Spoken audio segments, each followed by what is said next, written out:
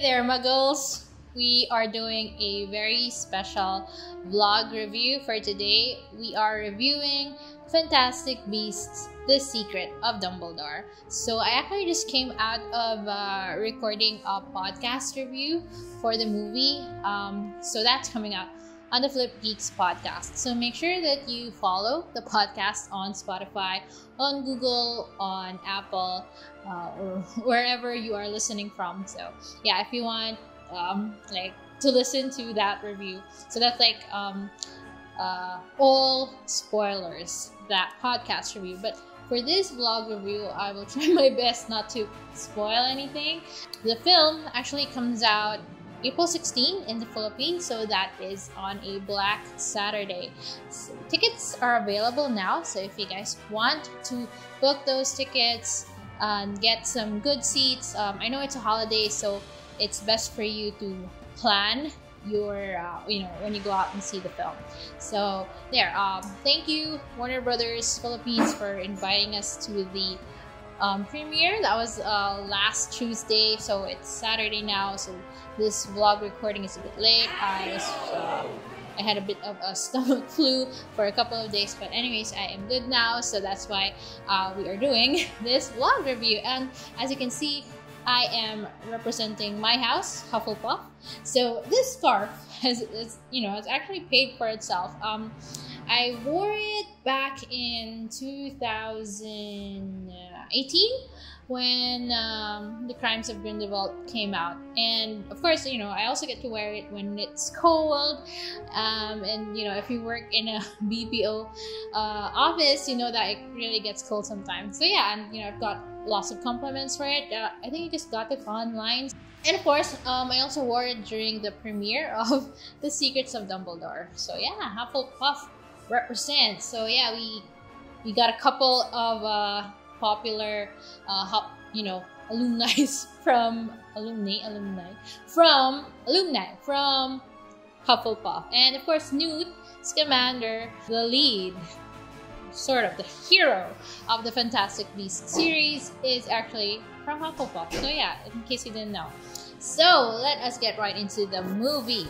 So okay, my first thought about the film was that it is so much better than The Crimes of Grindelwald. So I remember coming out of The Crimes of Grindelwald, which is the film before The Secrets of Dumbledore. I remember coming out of the theater and just feeling so confused. That Charlie Day meme where he's trying to figure things out, and he has all of these maps and arrows pointing. So I kind of felt that way. Crimes, I think was bogged down because it was too preoccupied with the identity of Credence, played by Ezra Miller. So it kind of felt too dramatic in a way, and yeah, it was almost like a telenovela, with the baby switching, the other baby falling into the ocean. So yeah, it was just all too confusing. The Secrets of Dumbledore it makes up for that because the film is actually enjoyable. So I really enjoyed a lot of the scenes in the movie. There's, it's in the trailers and they're using it to promote the film. There's this scene wherein Newt has to, and Theseus, his brother, so they're in this cave and they're surrounded by small scorpions, and then they have to do this dance so that they could get out. And it's so hilarious, the dance. Eddie Redmayne he was just so good, how he was able to twist his hips and but still move. And yeah, so that scene was easily in my top 3 moments of the movie. And the whole the whole cave scene with the big scorpion was a really edge of your seat kind of scene. I was grasping Karen, she was my seatmate, and we were shouting, we were screaming. It was just so exciting. And speaking of shouting and screaming, I guess this isn't a spoiler anymore because it was already hinted in the past, but we're really happy that finally they make it official that Dumbledore and Grindelwald were in a relationship. And Mads Mikkelsen taking over the role from Johnny Depp, I think was a good choice. Personally, I think he's actually a better Grindelwald. He's just so naturally evil, but he looks good doing it, and he just has this chemistry, this charisma, natural charisma. He doesn't have to give much effort, but he's just so charming, and and just the charisma, oozing with charisma, and no effort from his part, and him, because the film opens with a dialogue between him and Dumbledore, and Jude Law. So, and you really feel that these two have a past, that that they were once in love, and the chemistry between them is just too palpable. Again, Karen and I were screaming because finally they made it official. So yeah, I guess my point in this is that Mads Mikkelsen really did a good job as Grindelwald, probably the best of all the three. So third times the charm, apparently. So yes, Mads Mikkelsen, hands up, he really did a good job. I hope that they keep him, because it was too confusing to recast again, or to give the role back to Johnny Depp. But anyways, him and Jude Law, they really had this chemistry. It was really believable, like that they were lovers, and from friends to lovers to enemies. So yeah, it was just I didn't think that I would feel giddy, but yeah, their relationship was just really believable, and we are all here for that. So that's one of the points that I wanted to make in this review. I actually did a bit of a rewatch. Well, I did a rewatch of Crimes of Grindelwald. Actually, so that's the second movie. It's available on HBO Go in case you guys want to do a rewatch yourselves, and I suggest that you do, because it was just so long ago, and honestly the movie was a bit forgettable. So yeah, The Secrets of Dumbledore and even the first movie, Fantastic Beasts and Where to Find Them, are on HBO Go. So in case you wanna do your rewatch before you see The Secrets of Dumbledore. So let's talk about Credence, Ezra Miller. So I'm also glad that they gave him less of a role in this film. As I mentioned, I felt that the second movie was too much bogged down with his identity. So he had like a smaller role here, and they focused more on Dumbledore and Grindelwald, which was a better choice. And of course Newt also, and again. So yeah, because honestly, it's kind of hard to care for the Credence character. When I was actually watching, and by this time we were already aware of the troubles of Ezra Miller. I honestly thought that they were gonna kill him off, because the actor has had some problems, and actually right now I believe Warner Brothers has paused any future projects with him. So a bit of trouble in paradise over there. But they did fix, because in the last movie they ended it with this notion that Credence is Dumbledore's brother.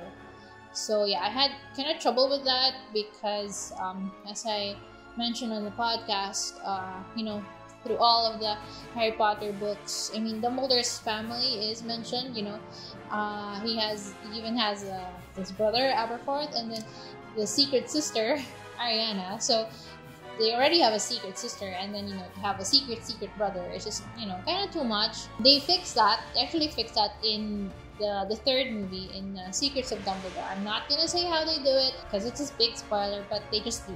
Okay, so I'll just leave it at that. Yeah, so less Credence, and that actually works. I have to say that I was really happy that they gave Bunty a bigger, juicier role. So if you guys don't remember, Bunty is like Newt's assistant. So she kind of like works in the suitcase with all of the beasts inside, and she has this crush on Newt. It's just so cute. It's like and of course it's like a workplace romance, so to speak. So we just see her in passing in the second film, but they gave her a really good role in the third film. So yeah, watch out for Bunty. So yeah, best girl Bunty.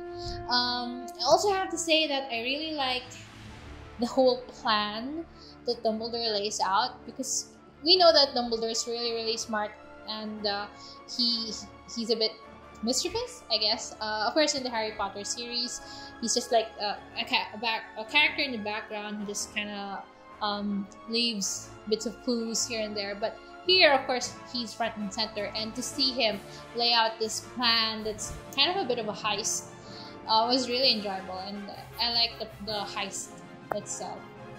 So yeah, just leave it at that without spoiling anything. Of course, more fantastic beasts. We have a chillin. It's kind of like a deer, mythical deer. You know, I was even calling it Bambi. That's sort of like the MacGuffin in this movie. And again, like with the Batman, the film, an election plot happening. So it's kind of like very, again, eerily very familiar with what is happening in the Philippines now. We will be having our elections in May, so choosing another president. So there's just like, it's really the political climate is really intense, and you know, to also be seeing this in the films that we are watching, it's just kind of nerve-wracking, and especially how eerily similar things are.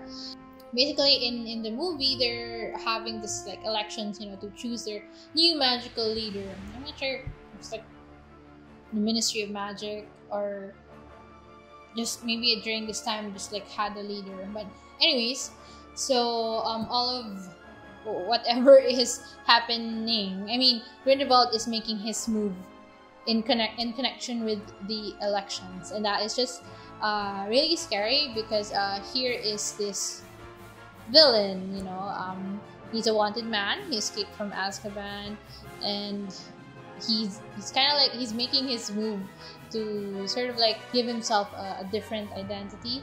So yeah, that was that is eerily similar with what is happening now in my country. So I guess the film is also a reminder for all of us. There's a line that Dumbledore says, "Do what is right, not what is easy." So I guess that is a reminder also for all of us to make the right choices, even though that they are hard, because our future depends on it. And well, in the film, and I guess this is a recurring theme throughout the Fantastic Beasts series, you have this, or actually in the Harry Potter series, you know, they're very fascist, and you know, they don't like magicians and muggles marrying. You know, we have Queenie and Jacob like to represent that. It's very reminiscent of like what the Nazis stood for back in World War II. It's just a reminder for all of us, I guess, to fight for our future, and especially, you know, in this coming elections, it will really be a big factor in that. Jacob is back also, so it's nice to see him, and it's nice to see a bit of his character grow in the movie. Yeah, there's also a couple of new characters. There's a teacher, we were just talking about her earlier, but she was really cool. She's a charms professor, and Karen and I, we love that her forte was a book. There's like the scene in the film, it's like a dinner scene, and although it's not a major fight scene in the movie, it was like still beautifully done. It's like one of our favorites. So yeah, props to the fight scenes were also well done.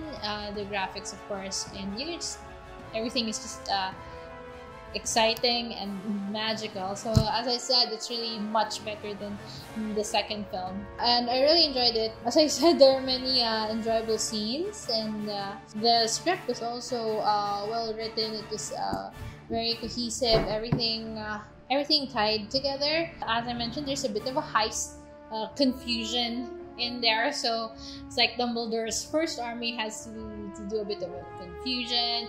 They have to have some decoys, you know, so that they would confuse Grindelwald's group. I just have to say they're going back to the whole election thing. It's just like really similar with what's happening now. So there's like even campaign sorties wherein there's like disruptions happening, and that's like what's happening now in our countries. Really nerve-wracking that, you know, it's like all and that what is happening in real life, you know, this is what we're seeing also on the big screen. If you are a Harry Potter fan, Fantastic Beasts fan, you should definitely make the time to see this one, especially since it's a big improvement from the last movies. Again, as I said, if you want to do your rewatch, the 2 earlier films are available on HBO Go. Again, Fantastic Beasts, The Secrets, there's more than just one.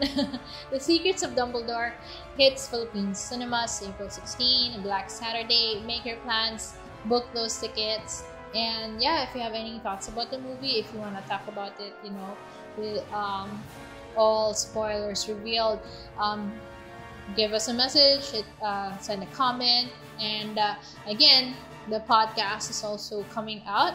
So that's with Karen and Nico. That will be on the FlipGeeks podcast. So make sure that you follow the podcast on your favorite music streaming app. So yeah, thank you for watching the video. I hope you guys are subscribed. Please give us a like, and please do follow me on my socials. That's at Ika_Ching all across. So that is for Twitter, Instagram, and TikTok. So once again, thank you so much, Warner Brothers Philippines, for inviting us to see the movie in advance. I have time to, to produce all of this content. So yeah, thank you so much again, and leaving you with that very important line from Dumbledore: do what is right, not what is easy. Thank you so much. This is Ika from Hufflepuff. Bye-bye!